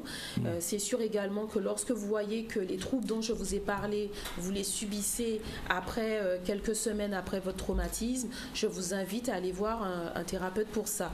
Mais effectivement, ça serait bien d'avoir des cellules de crise pour les personnes qui sont à Saint-Martin et Saint-Barth, parce qu'effectivement, c'est des très gros traumatismes et on a vu un peu précédemment, au tout début du journal, qu'il y avait des personnes qui pouvaient mourir de ces stress post-traumatiques. Alors, quel est le rôle d'un coach comme vous dans ces situations particulières? Alors, là où on va intervenir, enfin, des coachs comme moi ou moi-même... Vous-même. Voilà, exactement. Lorsqu'on intervient, c'est plus pour pouvoir faire en sorte de replacer la situation dans son contexte. Parce que lorsqu'on parle de flashback ou lorsqu'on parle d'anxiété finalement qui revient quelques semaines après le trauma, finalement c'est comme si notre corps avait l'impression de revivre encore la scène alors que c'est pas du tout le cas. Donc c'est vraiment de reprogrammer finalement le corps et de lui faire comprendre que finalement ce trauma est passé, qu'il est en sécurité et qu'il peut reprendre une activité normale. Donc ça va être déjà ça un premier temps. Calmer aussi la peur, parce qu'on parle de peur et parfois de peur incontrôlée. Donc ça va être également de travailler sur calmer la peur. On va trouver que par exemple on peut utiliser des techniques telles que l'hypnose, le MDR. Le MDR, qu'est-ce que c'est? Voilà, c'est pas mort de rire le MDR, non? Non, en fait c'est une technique également, on va travailler avec les mouvements oculaires qui vont permettre justement de travailler sur tout ce qui est trauma. Donc là également c'est une technique qui peut être intéressante à utiliser. Tapping également, on tape des zones bien spécifiques au niveau du visage ou même du corps et ça permet aussi de libérer du stress en fait. Voilà, donc il y a plusieurs techniques qui sont disponibles. Je rappelle quand même que Muriel, vous avez fait non pas une séance d'hypnose, mais vous en aviez parlé au cours de la saison dernière dans le ZCL de l'hypnose. Quel rôle l'hypnose peut jouer dans ce genre de situation post-traumatique? Alors c'est sûr que l'hypnose va jouer... Non mais inoptisez pas, s'il vous plaît, merci. Pas tout de suite. Du moins pas tout de suite, après l'émission. Le rôle c'est plutôt de calmer vraiment cette situation de stress. Donc il y a de la relaxation, ça va être également de traiter un petit peu cette anxiété. Je vous dirais que c'est sûr qu'il y a plusieurs niveaux. Lorsqu'on parle d'anxiété, on est obligé, nous psychothérapeutes, de référer au psychologue, mais c'est sûr que tout ce qui est relatif au stress, on peut vous aider par rapport à ça, par des techniques de relaxation, par des techniques également où on va vous replacer dans une situation où vous allez vous sentir en sécurité, parce que c'est un peu comme un traitement de phobie quelque part. Alors, dernière chose, est-ce que ce type de traitement, il est médicalisé? Je veux dire, on peut aller chez le pharmacien acheter des neuroleptiques, des choses qui vont calmer, ou alors est-ce que c'est simplement l'hypnose ou des actions, comme vous dites, le MDR, etc.? Ça dépend en fait du niveau en fait, d'anxiété que les personnes vont avoir. Et puis au niveau du stress post-traumatique, si ça dure quelques semaines, c'est sûr que là, il va falloir avoir des actions rapides. C'est sûr également qu'il peut y avoir des actions qui sont médicalisées. Dans un premier temps, je ne conseillerais pas forcément. Je pense qu'il y a plein de techniques qui permettent vraiment de reprendre un état qui nous permette d'être bien avant de penser aux médicaments forcément. Par la suite, effectivement, si on voit que ça persiste, je vous invite à aller voir votre médecin traitant ou un psychologue, voire un psychiatre. Mais bon, là, c'est vraiment dans des états extrêmes à ce moment-là. En tout cas, on garde le contact avec vous. Merci Muriel. Et je me tourne vers Elisabeth. Elisabeth, on avait parlé d'actions de solidarité avec des associations. Bien sûr. Donc là, j'ai l'information et puis je reviendrai après sur des informations plus techniques sur le voyage. Donc, une action de solidarité après le passage de Irma. Donc, après le passage d'Irma sur les îles de Saint-Barthélemy et Saint-Martin, une grande opération de solidarité avec les îles du Nord s'impose d'elle-même.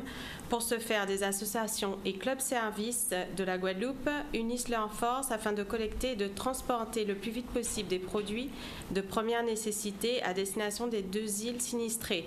Ainsi, dans un premier temps, les associations que je cite, Belle Espérance, Guada Partage, Graffiteria Guadeloupe, Tican Tikilti, Atelier Odyssée, Plus Belle Larry, ainsi que le Club Sort Optimiste de Pointe-à-Pitre, organisent une grande collecte de vivres et de produits de première nécessité à destination de Saint-Barthélemy et Saint-Martin. Le transport se fera et sera pris en charge par la Compagnie des îles du Nord en bateau. Ça s'organise quel jour exactement? Voilà, donc pour être très concret, la collecte et acheminement des produits de première nécessité, les produits collectés devront être amenés aux différents points de collecte dans des cartons, au-dessus écrit Solidarité des îles du Nord. C'est pour l'organisation et par rapport à la douane. Il faudra marquer Belle Espérance, Guada Partage. Donc les 2 points de collecte déjà que je peux vous donner, ce sera l'atelier Odyssée, donc 17 rue Victor Hugo et Plus Belle Larry, donc à partir du jeudi 9 septembre à partir de 9h. Jeudi 7. Jeudi 7, pardon, oui. Excusez-moi, 7 septembre.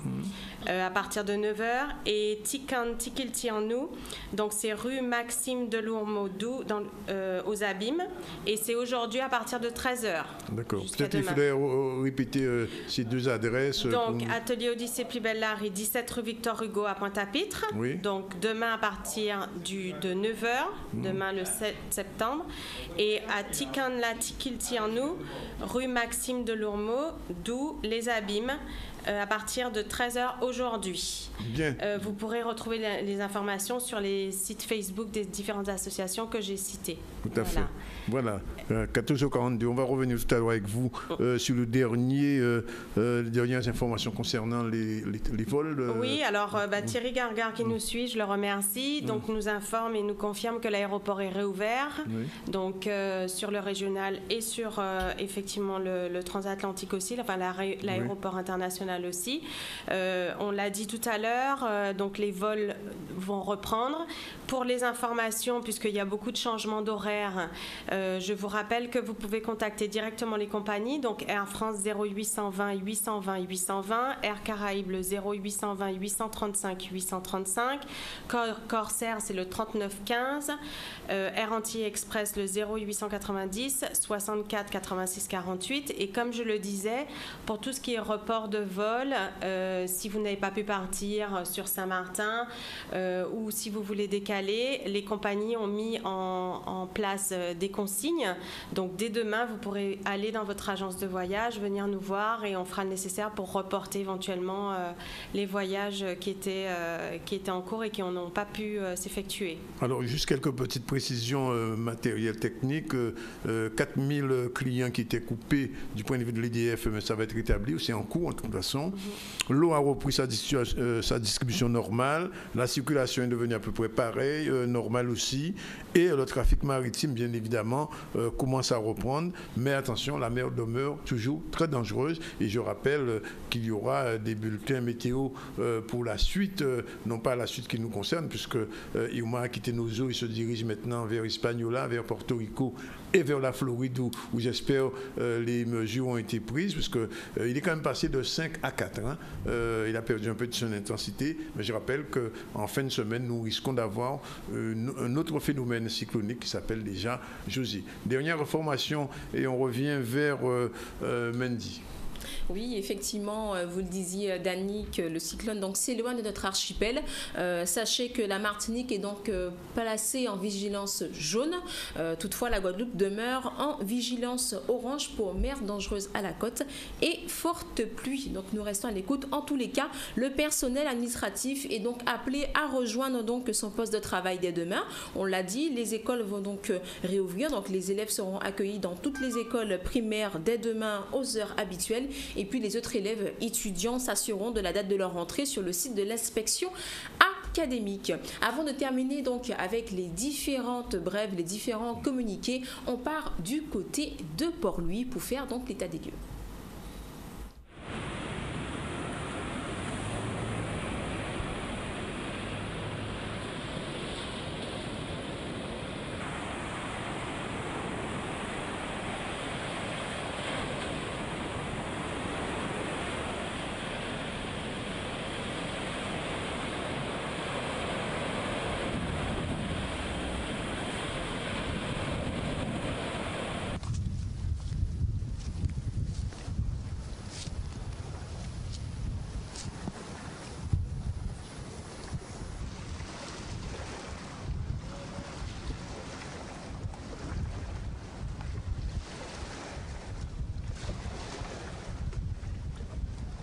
Alors monsieur, comment s'est passée votre nuit?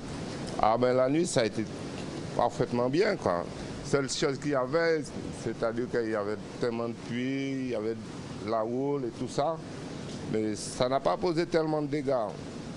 Comme tu vois là, ça a été les feuilles, les trucs, les sargasses, et voilà quoi. Donc vous avez dormi tranquillement à Port-Louis? Tranquillement. Ouais, je me suis dormi tranquillement, sans problème. Et là, ce matin, vous avez quand même nettoyé un peu la véranda? Et ce matin, en réveillant, bon, beaucoup de feuilles, des branches, et voilà quoi, des ustensiles, vous pouvez fumer ça. Et voilà quoi. Donc vous êtes tranquille aujourd'hui, vous allez recommencer à travailler? Je sais pas pour aujourd'hui si on va travailler, je sais pas, ok?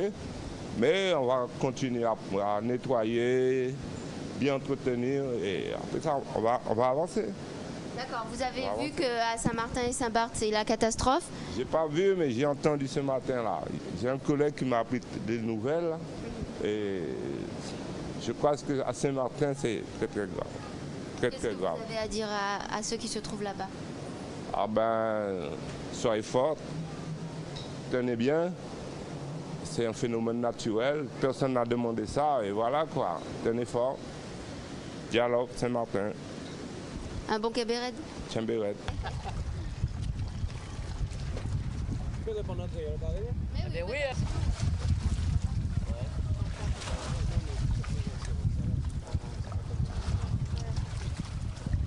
Qu'est-ce qui passe? Alors, comment tu as des cyclones qui ont venir monter les bateaux là? Alors, comment mettez-ils là?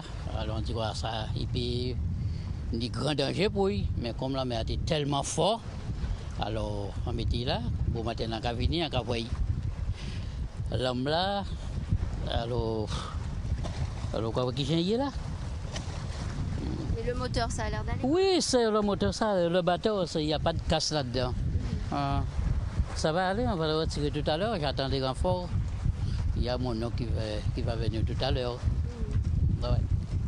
Et c'est ça. Hein? Et vous étiez assuré? Non.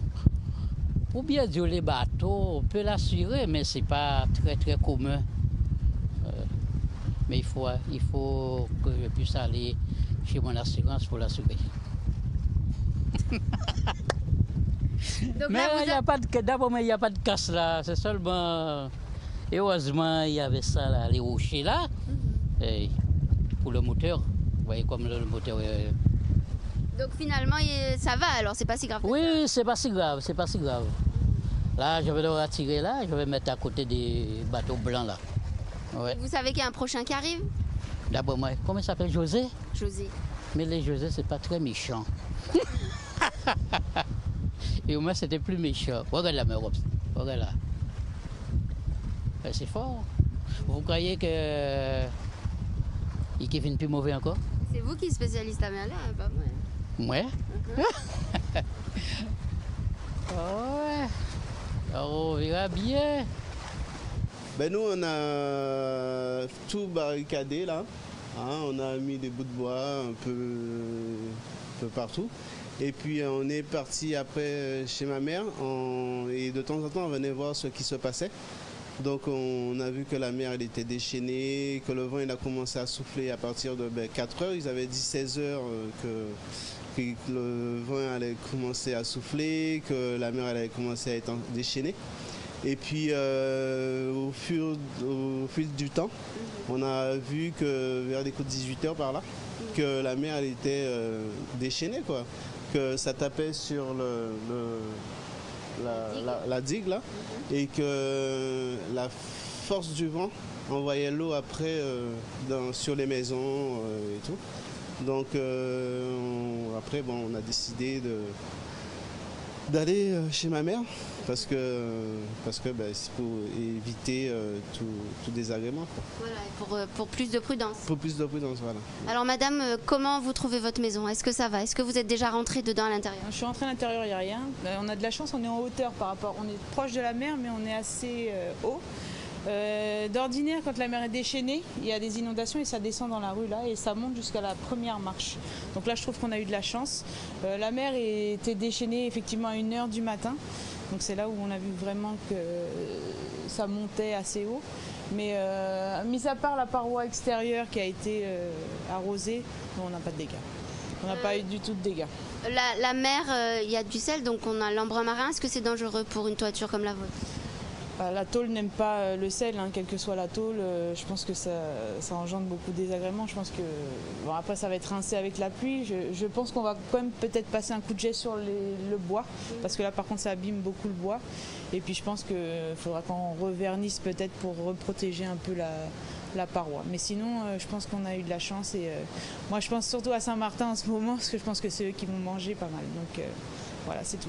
Hier soir, je n'ai pas dormi, non, parce que comme le cas a coulé tout partout, alors mon parti a dormi à cause de notre monde. Et t'es ni dégâts? Non, pas ni dégâts. Rien pas fait. On va dire. Voilà, il est 14h52, on va se quitter dans moins de 8 minutes à peu près. Et Muriel avait encore quelques précisions.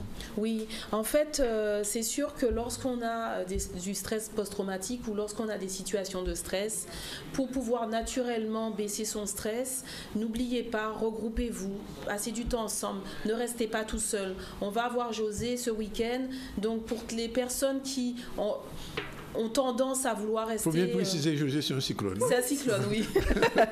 C'est un cyclone, oui. On va avoir un prochain cyclone, José, ce week-end. Donc, il y a des personnes qui ont tendance à rester confinées chez eux, tout seuls. Ouais. Regroupez-vous, ne restez pas seuls, parce que s'il vous arrive quelque chose, personne ne peut vous secourir tout de suite. Donc, également, le fait d'être ensemble, ça va monter votre niveau d'oxytocine, qui est une hormone du bonheur, qui permet de réduire le stress considérablement. Vous pouvez faire des jeux de société, vous changez les idées, etc. Également, soyez à l'écoute de vos proches pour pouvoir leur laisser aussi la possibilité de parler, parce qu'ils ont besoin d'évacuer leur stress. Et puis également, je vous dirais... quelque part, soyez solidaires. Elisabeth vous a parlé tantôt d'une action qui est mise en place actuellement par différentes associations pour pouvoir aider les îles du Nord. Je pense qu'il y aura un dernier point qu'elle va nous faire tout à l'heure. Donc là également, par les actions solidaires, ça permet également par le partage. Nous avons eu un pasteur tantôt au tout début de l'émission qui est venu. Le partage permet également de laisser aller les choses et de se sentir en communauté, se sentir entouré. Et nous, de toute façon, en Guadeloupe, en Martinique, dans les îles du Nord, on est très fort pour ça. Alors cultivons ça ensemble. Merci à Muriel. Un petit mot encore, Elisabeth, non? Oui, je précise, puisque je viens d'avoir l'info, il y a un autre lieu de collecte qui est la Belle Espérance. Donc c'est le parking de la Maison Zévalos à partir de 15h aujourd'hui. D'accord. Voilà, et on vous tiendra informé, bien évidemment, sur la collecte et l'envoi pour nos amis et familles de Saint-Martin. On revient vers Mendy. Et Saint-Barth. Oui, et je propose qu'on termine avec des images, puisqu'on a reçu beaucoup d'images donc, sur le Facebook de Canal 10. Donc vous allez voir ces images qui défilent, où là on peut voir vraiment l'ampleur des dégâts donc, à Saint-Martin. En tout cas, si on peut annoncer une bonne nouvelle, c'est que donc, Irma, donc, cet ouragan de catégorie 5, a fini de traverser donc, les îles du Nord. Il se situe actuellement au niveau des îles Vierges. Donc on peut maintenant espérer que les techniciens donc d'Orange vont donc pouvoir en tout cas essayer de rétablir les communications, puisque on le sait, hein, c'est vraiment ce qui préoccupe aujourd'hui la population, c'est de pouvoir joindre leur famille, savoir si ils sont bien, s'il n'y a pas trop de dégâts. Donc les équipes d'Orange qui sont donc restées en alerte toute la nuit sont donc, je pense, fin prêtes à intervenir maintenant que l'ouragan s'est donc éloigné, et également les services de l'État vont pouvoir donc autoriser à nouveau les interventions. Et on rappelle également que la ministre ne va pas tarder à toucher le sol guadeloupéen, puisque son arrivée est prévue à 20h15 avec des équipes, avec des journalistes. Donc vraiment un bon dispositif va donc être mis en place de manière à rétablir Saint-Martin et Saint-Barthélemy. Et on appelle donc à la solidarité des Guadeloupéens pour Saint-Martin, Saint-Barthélemy. Elisabeth, un dernier mot. Juste parce que j'ai J'avais une question. Alors, j'ai pas beaucoup d'infos, mais si jamais il y a des gens qui ont des infos, on me demande pour est-ce qu'on a des nouvelles des îles comme Antigua. C'est vrai qu'on a des liens particuliers quand même avec nos voisins. Oui. Antigua ou Montserrat, on n'en parle pas beaucoup. Donc, si il y a des gens qui ont des nouvelles sur Facebook, on continue de toutes les manières. Donc, voilà. Oui, alors il y a un téléspectateur qui nous dit que la ligne est indisponible, c'est la raison pour laquelle on n'a pas pu avoir au téléphone un certain nombre de personnes. Mais de toute manière, Canal 10 Libre Antenne, ça va continuer.